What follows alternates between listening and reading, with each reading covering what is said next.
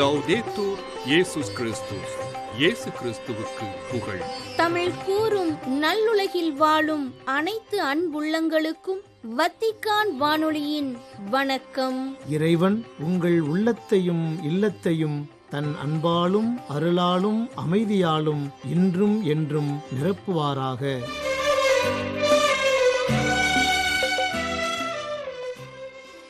அன்பு நேயர்களே, வத்திக்கான் வானொலி இன்று உங்களுக்கு வழங்க இருப்பவை தடம் தந்த தகைமை, நேர்காணல் மற்றும் செய்திகள்.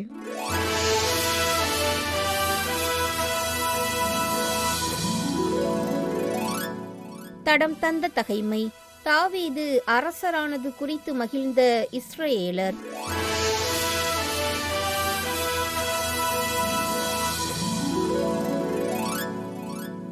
கப்சியேலை சார்ந்தவரும் வலிமை மிக்கவருமான யோயாதாவின் மகன் பெனாயா தீரச் செயல்கள் பல புரிந்தார். மோவாபிய வீரர் 2 கொன்றார். மேலும் உறைபனி நாளில் ஒரு குழியினுள் இறங்கி அங்கிருந்த சிங்கத்தையும் கொன்றார். 5 முழ உயரமுடைய ஒரு எகிப்தியனையும் இவர் கொன்றார். அந்த எகிப்தியன் கையில் தறிக்கட்டை போன்ற ஈட்டி இருக்கையில் இவர் ஒரு தடியோடு அவனுக்கு எதிராகச் சென்று அந்த எகிப்தியனின் கையில் இருந்த ஈட்டியை பறித்து அதே ஈட்டியால் அவனை கொன்றார். யோயாதாவின் மகன் பெனாயா இத்தகையவற்றைச் செய்து மாவீரர் 3 பெயர் பெற்றவராயிருந்தார். 30 அவர் முதல்வராயிருந்தாலும் முந்தின 3 அவர் இணையானவர் அல்ல. அவரையே தாவீது தம் மெய்க்காப்பாளருக்கு தலைவராக நியமித்தார். போர் வீரர் அனைவரும் போர்க்கள அணிவகுப்பில் தாவீதை இஸ்ரேல் அனைத்துக்கும் அரசராக ஏற்படுத்துமாறு உறுதி பூண்டவராய் எபிரோனுக்கு வந்தனர். மேலும் எஞ்சியிருந்த இஸ்ரேல் மக்கள் அனைவரும் ஒரே மனதாய் தாவீதையே அரசராக்க விரும்பினர். அவர்கள் அங்கே தாவீதோடு உண்டு குடித்து 3 நாள் தங்கினார்கள். அவர்கள் உறவினர் அவர்களுக்காக எல்லாவற்றையும் தயார் செய்திருந்தனர். மேலும் இசக்கார், செபுலோன், நப்தலி நிலப்பகுதிகளில் அவர்களுக்கு அருகே இருந்தவர்கள் கழுதைகள், ஒட்டகங்கள், கோவேறு கழுதைகள், மாடுகள் ஆகியவற்றின் மீது ஏராளமான அப்பங்கள், உணவுக்கான மாவு, அத்திப்பழ அடைகள், திராட்சை பழ அடைகள், திராட்சை ரசம், எண்ணெய் ஆகியவற்றையும் மேலும் ஆடு மாடுகளையும் கொண்டு வந்தார்கள். இஸ்ரேல் முழுவதும் மகிழ்ச்சியில் திளைத்தது.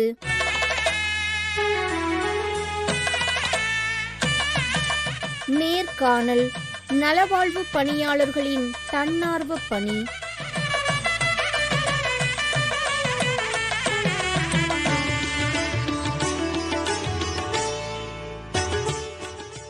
இறை அன்பின் வல்லமையால் தூண்டப்பட்டு கடமை உணர்வுடன் தங்களுக்கு அடுத்திருப்போருக்கு தன்னலமின்றி பணிபுரிவோரே தன்னார்வலர்கள், நலவாழ்வு பணியாளர்கள். மற்றவர்களால் புறக்கணிக்கப்பட்ட ஒருவரை இரக்கத்துடன் கண்ணோக்கி அவரின் காயங்களை தனது காயங்களாக எண்ணி அவருக்கு உதவியவர் நற்செய்தியில் நாம் காணும் நல்ல சமாரியர். பிறருக்கு உதவும் நல்மனம் கொண்ட நல்ல சமாரியர்களாலே இவ்வுலகம் புதிய சமுதாயமாக கட்டி எழுப்பப்பட்டு கொண்டிருக்கிறது. உங்களின் கீழ் ஒப்படைக்கப்பட்டுள்ள நோயாளிகள் முதலில் மனிதர்கள் என்பதை கருத்தில் கொண்டவர்களாக அவர்களுக்கு புனர்வாழ்வு வழங்கி வாழ்வில் அவர்களை தூக்கி நிறுத்துபவர்களாக செயல்படுங்கள் என்று வலியுறுத்தும் திருத்தந்தை பிரான்சிஸ் அவர்களின் கருத்துக்களுக்கிணங்க ஏராளமான தன்னார்வலர்கள் நோயாளர்களுக்காக பணியாற்றி வருகின்றனர். இயேசுவின் கட்டளைகளை நம்பிக்கையுடன் ஏற்று கடைபிடித்து புதுப்பிக்கப்பட்ட உணர்வுடன் நோயாளர்கள் மற்றும் அவர்களுக்கு பணிபுரிவோருக்கு திரு அவை ஆற்றும் பணி தொடர்ந்து கொண்டே இருக்கிறது.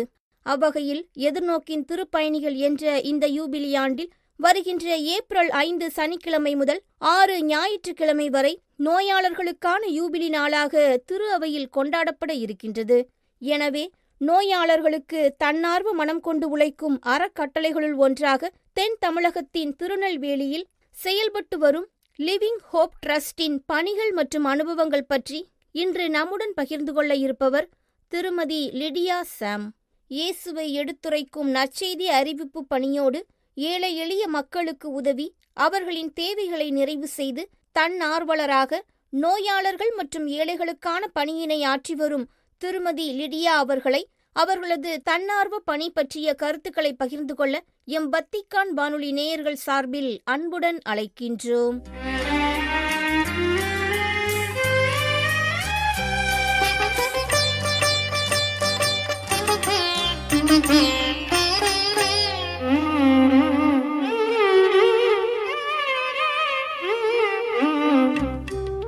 வணக்கம் திருமதி லிடியா அவர்களே.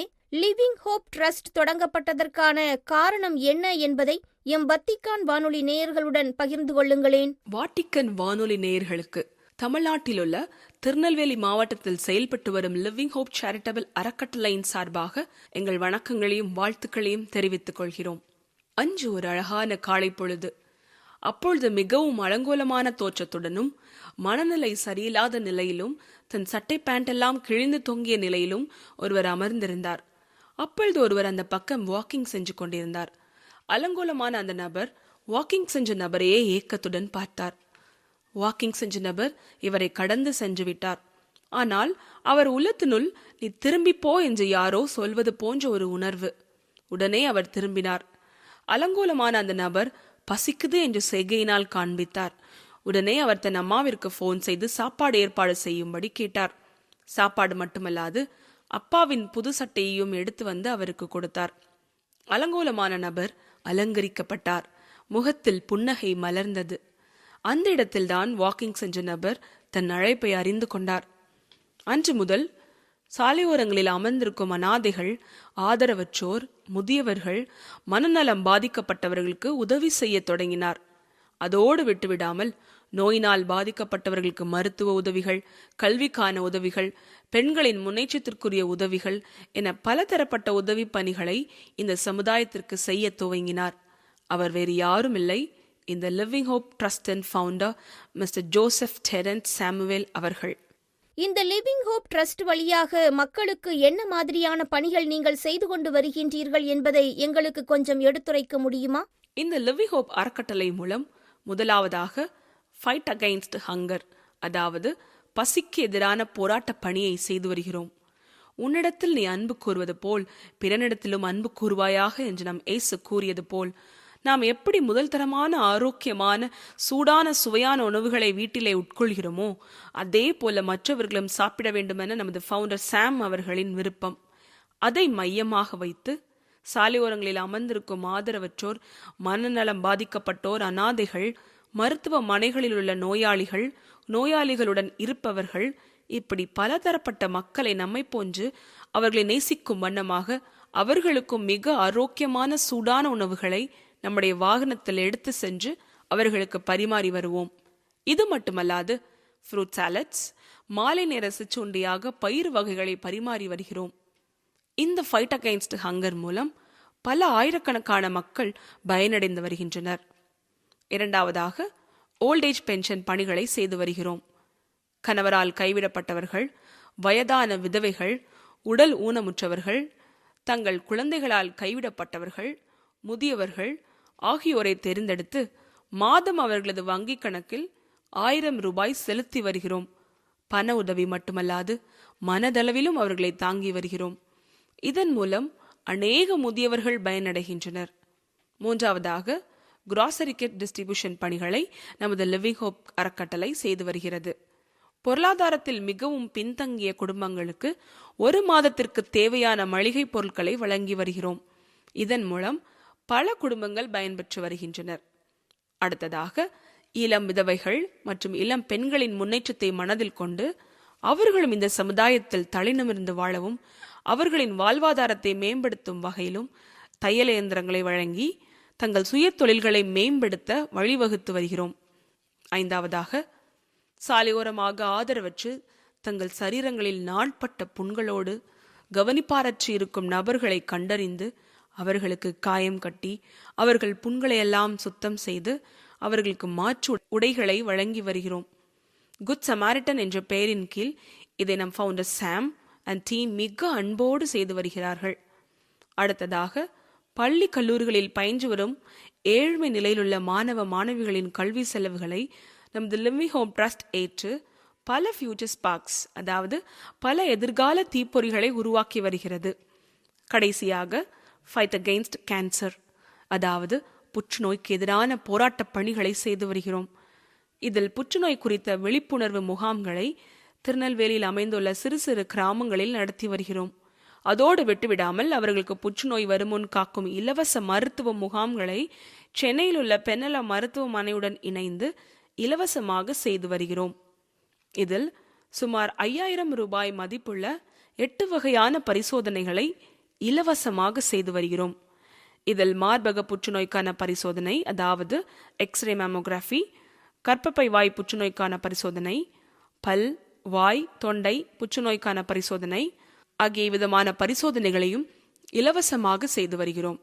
அது மட்டுமல்லாமல் அரசு மருத்துவமனைகளில் சிகிச்சை பெற்று வரும் நோயாளிகளை நேரில் சென்று அவர்களுக்கு ஆறுதல் கூறி அவர்களுக்கு பழங்கள் அடங்கிய தொகுப்புகளை வழங்கி வருகிறோம்.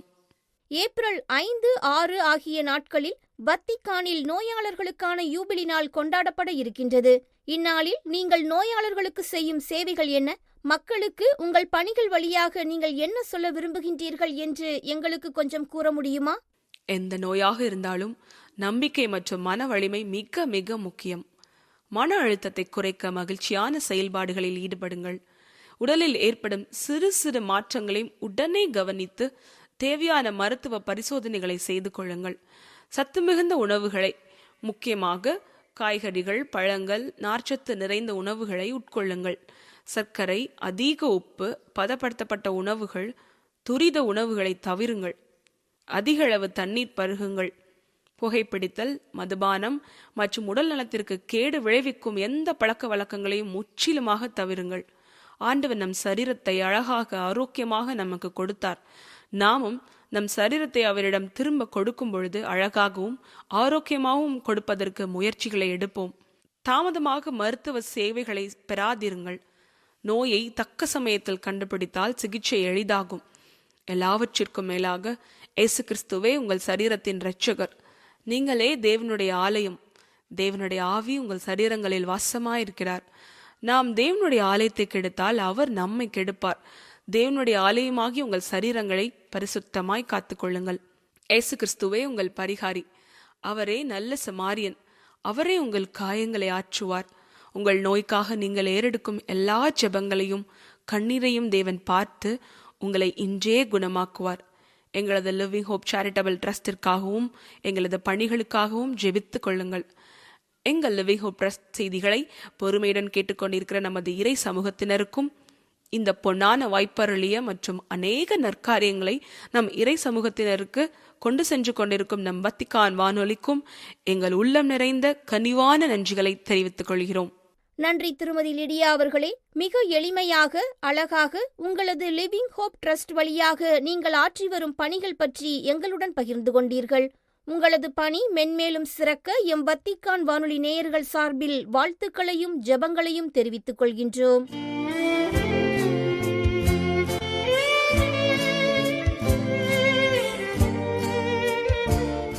காலம் காலமாக திரு அவை நோயாளிகளுக்கு ஆற்றி வருவது மருத்துவ பணி மட்டுமல்ல, அது மனிதர்களை மையமாக கொண்டு ஆற்றும் பணி.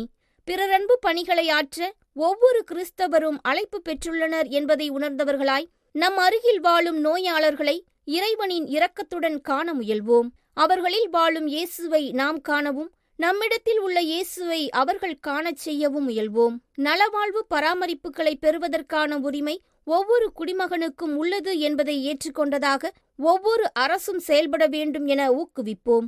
நோயாளர்களை கவனிக்காத ஒரு சமுதாயத்துக்கு வருங்காலம் என்பது இல்லை என்பதை உணர்ந்தவர்களாய் தன்னார்வ மனம் கொண்டு அவர்களுக்கு உதவுவோம். அவர்களது நலவாழ்விற்காக ஜெபிப்போம். நலவாழ்வு பணியாளர்களின் தன்னார்வ பணி என்ற தலைப்பில் இன்றைய நேர்காணலை உங்களுக்கு வழங்கியது வத்திக்கான் வானொலி.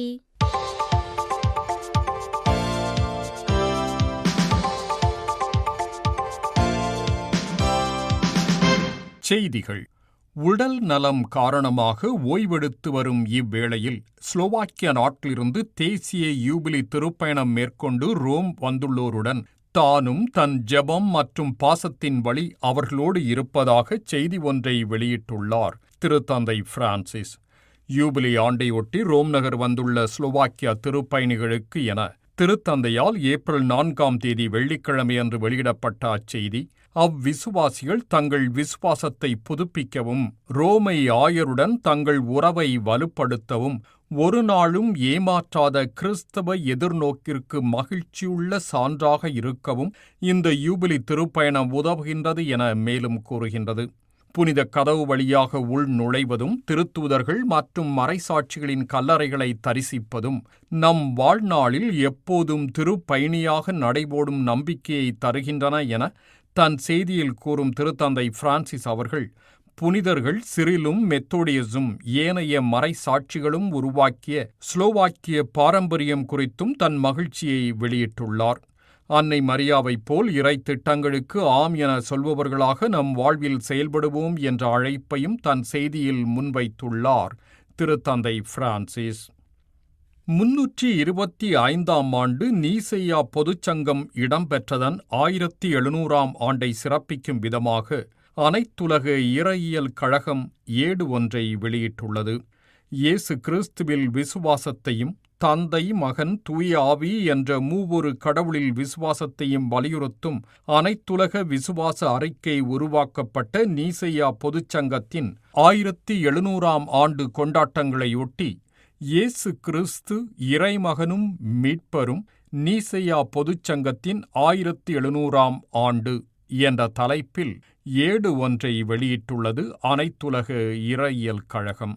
முதல் பொதுச்சங்கம் நீசேயாவில் 325ஆம் ஆண்டு துவக்கப்பட்டு விசுவாச அறிக்கை உருவாக்கப்பட்டதன் 1700ஆம் ஆண்டு கொண்டாட்டங்கள் கிறிஸ்துவ உலகால் வரும் மே மாதம் 20ஆம் தேதி சிறப்பிக்கப்படவுள்ள நிலையில் நம்பிக்கையின் யூபிலி ஆண்டில் இது நிகழ்வதும் உயிர்ப்பு திருவிழா கொண்டாட்டங்கள் அனைத்து கிறிஸ்தவ சபைகளாலும் ஒரே நாளில் இவ்வாண்டில் கொண்டாடப்படுவதும் முக்கியத்துவம் நிறைந்தவை என இக்கழகம் தன் ஏட்டில் கூறியுள்ளது. குணமாக்க முடியாத நோயால் வாடும் வயது வந்தோர் தற்கொலை செய்து கொள்ள உதவும் சட்டம் இங்கிலாந்து பாராளுமன்றத்தில் விவாதிக்கப்பட்டு வருவது குறித்து தங்கள் கண்டனத்தை வெளியிட்டுள்ளனர் அந்நாட்டு ஆயர்கள். இங்கிலாந்து மற்றும் வேல்ஸ் ஆயர் பேரவையின் சார்பில் அறிக்கை ஒன்றை வெளியிட்டுள்ள ஆயர் ரிச்சர்ட் மோத் அவர்கள், கடவுள் கொடுத்த மாண்புடன் கடவுளின் கொடையாக வழங்கப்பட்டுள்ள மனித வாழ்வை பறிக்க முயலும் எந்த ஒரு முயற்சியையும் கத்தோலிக்கர்கள் என்ற முறையில் நாம் எதிர்க்க வேண்டும் என அதில் தெரிவித்துள்ளார். தீரா நோயை கொண்டிருப்பவர்கள் தங்கள் உயிரை தாங்களே பறித்துக் கொள்ள உதவும் இந்த சட்டத்திற்கு எதிராக வாக்களிக்க தங்கள் பாராளுமன்ற அங்கத்தினர்களை ஒவ்வொரு கத்தோலிக்கரும் வலியுறுத்த வேண்டும் என இங்கிலாந்து மற்றும் வேல்ஸ் ஆயர்கள் சார்பில் அனைவரையும் விண்ணப்பித்துள்ளார் ஆயர். 3085 மக்களின் உயிரிழப்புக்கும் 4700 பேர் காயமடைதலுக்கும் 341 பேர் காணாமல் போதலுக்கும் காரணமான மியான்மரின் நில அதிர்ச்சியின் பாதிப்புகளுக்கு நிவாரணம் வழங்க அண்மை நாடுகளின் கத்தோலிக்க காரித்தாஸ் அமைப்புகள் உதவி வருகின்றன. மியான்மரில் பாதிக்கப்பட்ட மக்களுக்கு உதவுவதற்கென மக்காவ் காரித்தாஸ் அமைப்பும் நிதி திரட்டல்களை மேற்கொண்டு வருகின்றது. மக்களுக்கு தேவையான உணவு, நல ஆதரவு திட்டங்கள் போன்றவைகளுக்கு உதவும் நோக்கத்தில் கத்தோலிக்க திரு அவை அனைத்து முயற்சிகளையும் மேற்கொண்டு வருவதாக மக்காவுவின் கத்தோலிக்க வார இதழ் ஜோர்னல் ஓ கிளாரிம் என்பது அறிவித்துள்ளது. சூடான் நாட்டில் புலம்பெயர்ந்துள்ள பல லட்சக்கணக்கானோர் உணவில்லா நிலையை எதிர்நோக்கி துயர்களை அனுபவிப்பதாக கத்தோலிக்க காரித்தாஸ் அமைப்பின் அதிகாரி அறிவித்தார். 2 ஆண்டுகளாக உள்நாட்டுப் போரால் மிகப்பெரும் மனிதாயமான நெருக்கடியை சந்தித்து வரும் சூடான் நாட்டில் 2,50,00,000 பேர் தற்போது உணவு பற்றாக்குறையை எதிர்கொண்டு வந்தாலும் இவ்வெண்ணிக்கை ஜூனுக்கும் செப்டம்பருக்கும் இடைப்பட்ட காலத்தில் அதிகரிக்கும் ஆபத்து உள்ளது என காரித்தாஸ் அமைப்பின் அதிகாரி பிலமென் ஹெமாதி கவலையை வெளியிட்டுள்ளார். சூடான் நாட்டில் ஏறக்குறைய 7,70,000 குழந்தைகள் சத்துணவு குறைவால் துன்புற்று வருவதாகவும் அறிவிக்கப்பட்டுள்ளது. இத்துடன் வத்திக்கான் வானொலியின் தமிழ் ஒலிபரப்பு நிறைவு பெறுகின்றது. உங்கள் செவிமடுத்தலுக்கு நன்றி, வணக்கம்.